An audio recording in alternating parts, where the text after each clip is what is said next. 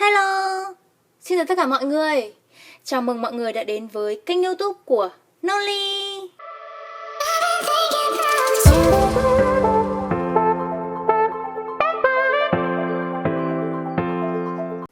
Hôm nay Noli sẽ hướng dẫn cho các bạn mũi móc cơ bản tiếp theo, đó chính là mũi kép đơn. Ở bài học trước thì Noli đã hướng dẫn cho các bạn cách để tạo mũi móc đơn. Nếu các bạn chưa biết cách tạo mũi móc đơn thì các bạn có thể ấn vào đường link mình để ở ngay phía trên này. Còn bây giờ, nếu như các bạn đã biết cách móc mũi đơn rồi thì chúng ta sẽ tiếp tục học đến mũi kép đơn. Mũi kép đơn thì có chiều cao lớn gấp đôi chiều cao của mũi đơn. Đầu tiên, các bạn cũng tạo cho mình một dây xích gồm 10 mũi.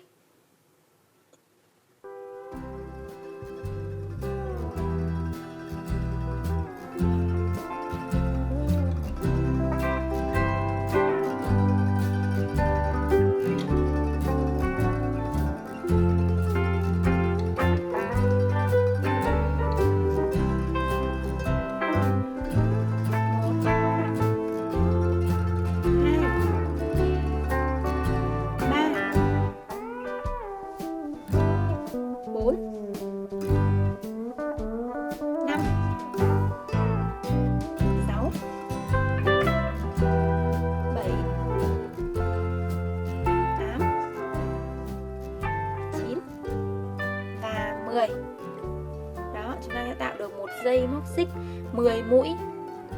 Sau đó, để tạo được mũi kép đơn đầu tiên, các bạn lên cho mình 2 mũi móc xích nữa. 1 2. 2 mũi móc xích này chính là chiều cao của mũi kép đơn. Với mũi kép đơn, các bạn lấy len, sau đó đâm vào chân thứ 3, tính từ kim móc 1, 2, 3. Các bạn đâm xuống, sau đó lấy len, kéo lên. Như vậy là ở trên kim đã có 3 vòng tròn.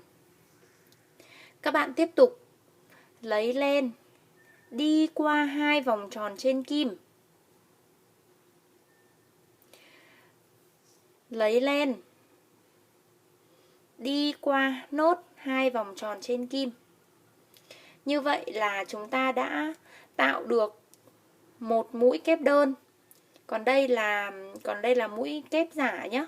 Đây là dây xích thôi, nó chỉ là chiều cao của cái mũi kép đơn đầu tiên. Tiếp theo các bạn lấy len, đâm vào chân bên cạnh.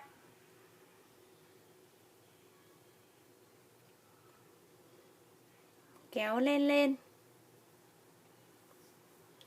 Lấy len, đi qua 2 vòng tròn trên kim. Lấy len,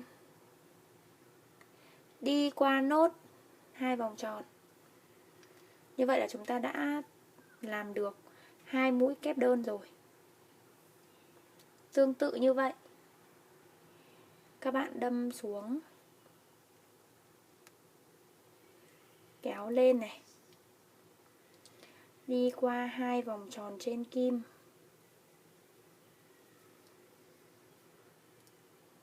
Đi qua nốt 2 vòng tròn trên kim.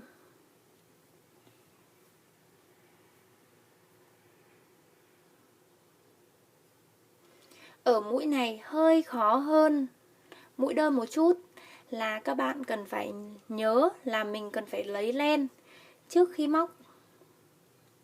Còn với mũi đơn, các bạn chỉ cần đâm kim xuống là xong. Nhưng mà ở mũi kép, các bạn phải nhớ là chúng ta lấy len, sau đó thì mới đâm kim xuống. Lấy len lên, đi qua 2 vòng tròn trên kim và đi qua hết. Cứ như vậy các bạn thao tác cho mình đến cuối hàng. Sau khi móc hết hàng, các bạn lên cho mình là 2 mũi móc xích. 1 này, 2. Sau đó quay lại, lấy len, đâm kim vào chân đầu tiên, đi qua 2 vòng tròn trên kim và đi qua 2 vòng tròn trên kim. Các bạn đâm qua cả hai cái cạnh chân như này nhá.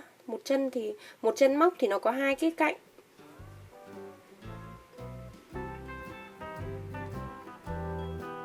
Thì các bạn chú ý là mình phải đâm qua cả hai.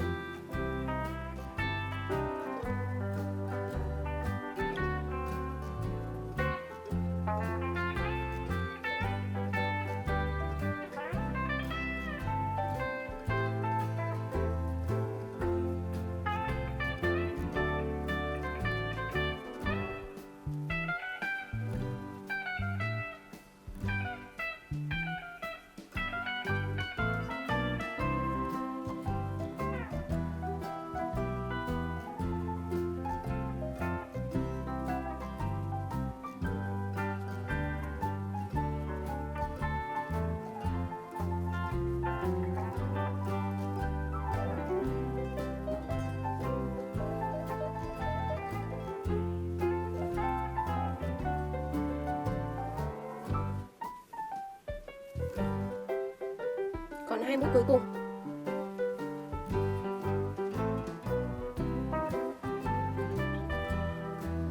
Đây này, đây được gọi là một mũi này.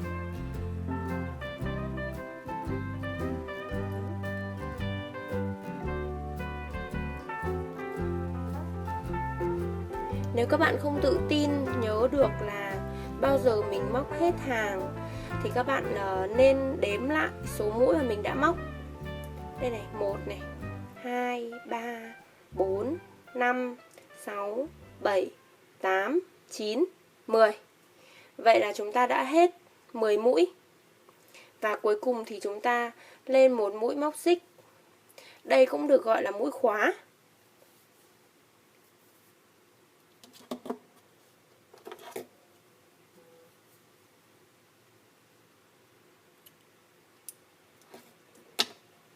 Chúng ta cắt sợi và kéo len lên, thắt lại.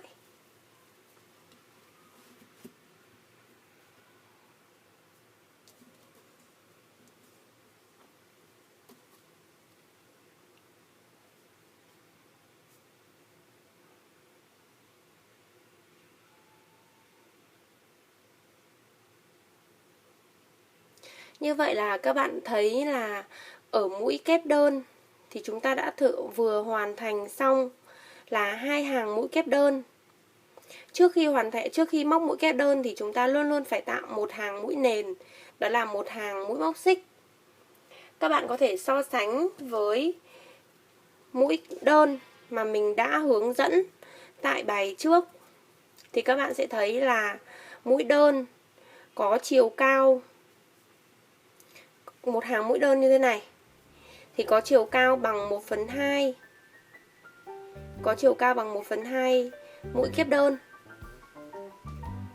Đó, một hàng mũi đơn đây, một hàng mũi đơn thì nó như thế này, thì nó bằng 1/2 của mũi kép đơn.